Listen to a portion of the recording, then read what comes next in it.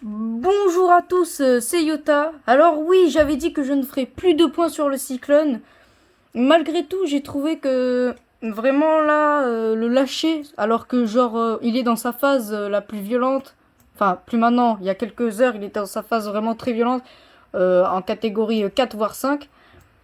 Et alors qu'il va frapper Madagascar, enfin il va frapper Madagascar, j'ai trouvé quand même que le lâcher n'était peut-être pas forcément une bonne idée. Donc je vais refaire un point. J'aimerais d'ailleurs vous dire merci pour les 800 abonnés. C'est exceptionnel en fait comment c'est monté vite. On va passer donc au point. Donc là, le cyclone, déjà on va faire un petit... Alors là, on a une caméra. On a des webcams. On va essayer d'aller voir du coup les dégâts qu'il peut y avoir. Oh, et, bon, vous... Oh mince, vous voyez pas sur le côté. On voit pas de dégâts. Oula. On voit comment ça bouge les feuilles. Les amis, je vais juste vous montrer ça, mais comment les feuilles bougent. Regardez donc sur une webcam sur l'île qui a été touchée. Regardez comment les arbres bougent dans tous les sens. On voit plus rien, c'est tout flou. Ah, vraiment un très puissant cyclone. Donc, voilà. Attendez. Voilà. Normalement là, c'est bien cadré. Et c'est maintenant que le cyclone finalement va faire ce qu'on attendait, enfin non, ce qu'on redoutait tous. Il va frapper Madagascar. Mais donc il a frappé l'île Maurice et l'île de la Réunion. Là d'ailleurs il y a des orages à Madagascar. Donc il approche très vite. Il approche extrêmement vite. Ça fait très très peur, mais il approche terriblement vite. Regardez au radar ce que l'on peut voir, le cyclone effectivement. Donc effectivement, comme je l'avais dit, les précipitations qui stagnent sur l'île de la Réunion à cause des montagnes. Vous voyez que la pluie reste accrochée contre les montagnes. Donc là, le cyclone, il a été très puissant. Je vais vous montrer sur Zoom Earth. Il a été extrêmement puissant, ce cyclone. On ne s'en rend peut-être pas compte. Moi, je pense qu'on peut le qualifier de cyclone de la décennie, honnêtement. En tout cas, dans l'océan Indien, c'est le cyclone de la décennie. Regardez, j'avais jamais vu un parcours aussi intense. Regardez ça, le parcours. C'est quoi ce parcours? Alors là, il est actuellement à 140 mph. Franchement, je n'aurais jamais pensé, mais il risque de frapper Madagascar en catégorie 3. Alors que nous, on savait même pas s'il allait frapper en catégorie 1 ou 2. Bah finalement, c'est la catégorie 3. Personne n'aurait pensé qu'il frapperait en catégorie 3. Il devait vraiment se désintensifier. Donc là, regardez. Pendant pas mal de temps, là, ouais, voilà. Ici, il était à la catégorie 4. Il a même re-atteint rapidement donc la catégorie 5. Même pas rapidement, pendant pas mal de temps. Il a atteint la catégorie 5. Regardez, avec un œil, comme je l'avais dit dans mon post, il avait eu un œil parfait. Et je me suis dit, non mais c'est pas possible d'avoir un œil aussi parfait et de rester à la catégorie 4. Je me suis dit, l'œil est beaucoup trop ouvert, beaucoup trop rond, beaucoup trop massif pour que le cyclone reste en catégorie 4. J'aimerais quand même adresser un message donc à l'île de la Réunion et à l'île Maurice. Voilà, donc paix à l'âme de tous ceux qui sont malheureusement décédés sous ce cyclone. C'est triste, c'est très triste, moi, ce cyclone, c'est très triste qu'il ait frappé terre. J'aurais préféré, en fait, un cyclone de cette intensité, c'est exceptionnel, mais j'aurais vraiment préféré qu'il soit inoffensif, en fait. Il y a des cyclones qui peuvent être très beaux à regarder vu du dessus, et qui ne tuent personne, ils restent sur l'eau, sur la mer. Là, le cyclone, il est parti de très loin, et enfin voilà quoi, il a fait un parcours, enfin, il est quand même parti d'ici. Genre juste à côté de l'océan Pacifique. Et regardez le parcours.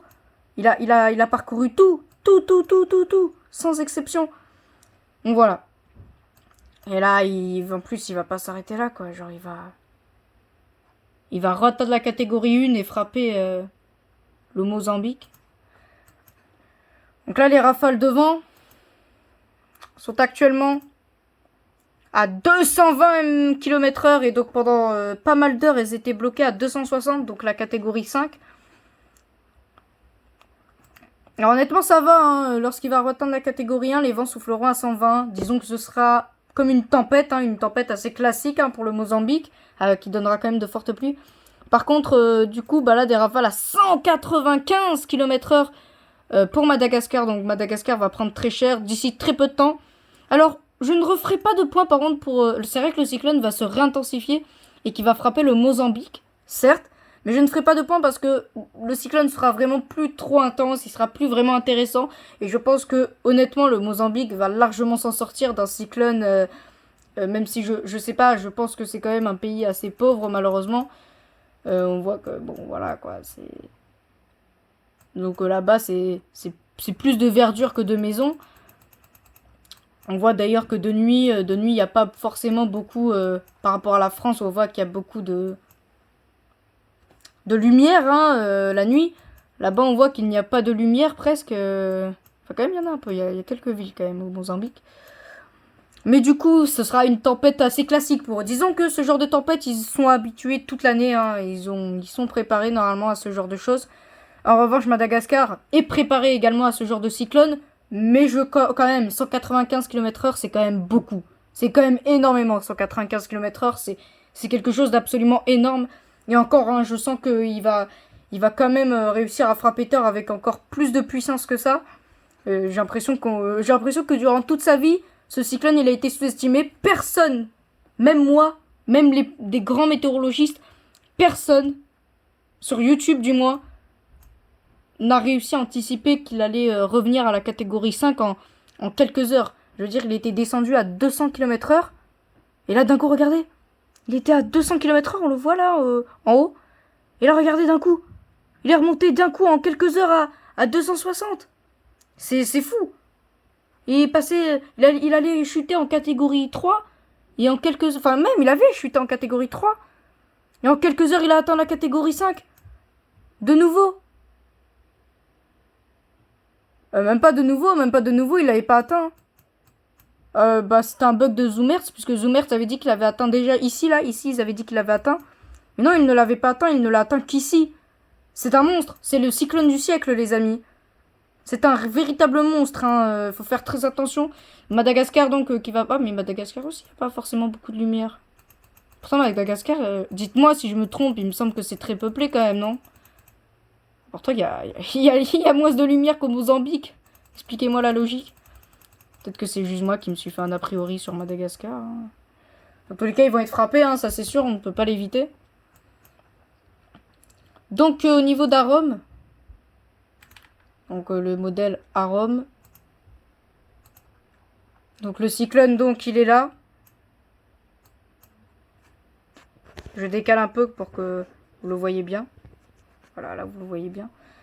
Donc, le cyclone est là, et donc, regardez, donc là, ça y est, on peut voir le moment où il va frapper terre. Donc il va... Oula, Rome le voit quand même frapper terre un peu plus au sud. Oula, il le voit même frapper terre très au sud. Hein.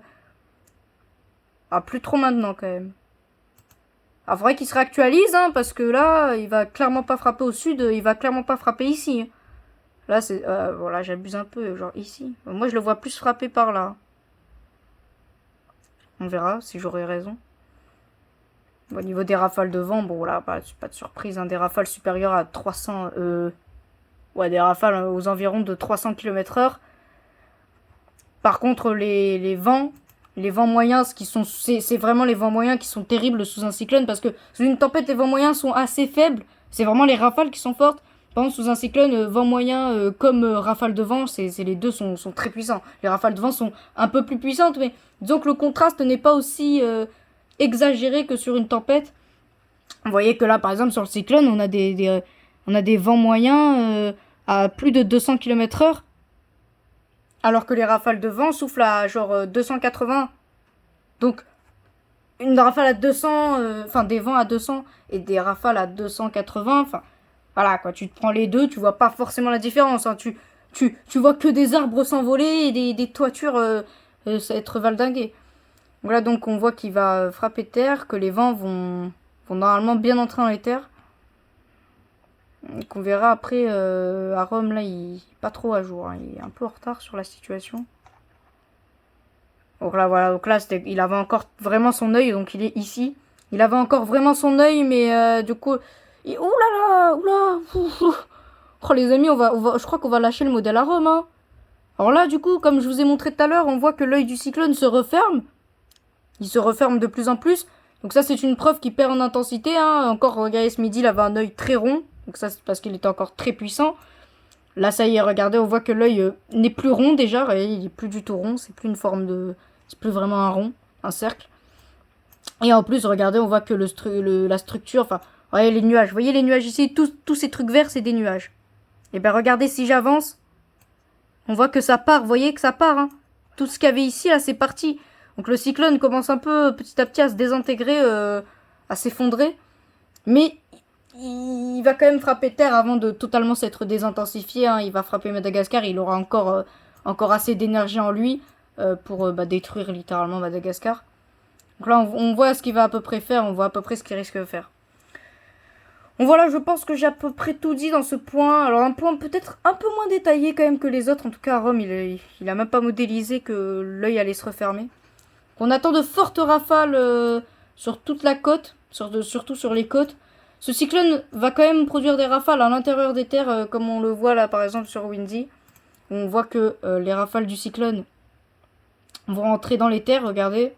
On voit que là, les vents du cyclone, voilà, des vents à 135 en plein dans les terres. Donc ça va cogner, ça va faire très mal. Et même là, voilà, c'est encore plus catastrophique. On a des rafales à 200 km/h quasiment dans les terres et sur les côtes des rafales à 250. Donc ouais, ça va quand même bien cogner hein, cette histoire. Ça va vraiment bien cogner. Et donc Maurice a eu, par contre les rafales à Maurice ont été ultra violentes. Et puis après, comme je l'avais dit, c'est surtout la pluie après qui a été vue à La Réunion. Donc voilà. Moi je vous dis en tout cas, c'était Yota. N'hésitez pas à liker, commenter, partager, à vous abonner. Merci à tous. J'espère que vous serez présents. Je vais faire un live mercredi si tout va bien. Bon, je sens que ça va fail, mais bon, on espère que ça marchera quand même. Moi, je vous dis en tout cas, c'était Yota. Ciao, ciao. Et bon courage à Madagascar. C'était quand même c'est le dernier point sur ce cyclone. Il aurait été catastrophique. Il aurait été historique comme il aurait été catastrophique, hein, autant l'un que l'autre. Voilà, c'était Yota. Ciao, ciao. Et passez une bonne soirée. Et surtout, voilà. On peut que prier et espérer qu'il s'en sorte indemne.